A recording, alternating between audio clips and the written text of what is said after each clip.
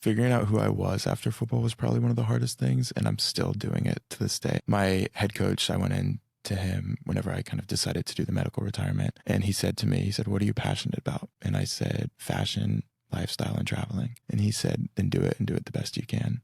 And I think that was the most powerful thing in that moment that I could have heard from a Division I well-known college coach that you wouldn't expect, who really kind of showed me that just because this chapter's ending doesn't mean that your life is ending. And whether I enjoyed football or not, it was still, when somebody would say, "What do you do?" I would say, "Oh, I play football in college," or "I play football in high school." And then afterwards I would get asked the question. I would just kind of sit there for a few seconds and wonder, like, what do I do?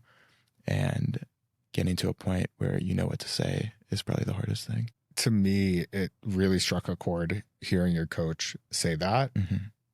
Teared up a little bit because to him in that moment, you were still the player on his team. Yeah. And he was saying, no matter what you do, I have these unbelievably high expectations of you, and you better do it to the best of your ability, no matter what it is. Yeah. And that level of acceptance is so powerful, knowing that he had that belief in you, that nothing else mattered except for when you were on the football field, you were playing to the best of your ability. Yeah. When you were off the football field, you were that same person. Yeah. And that has more to do with character than it does football, fashion, travel, lifestyle.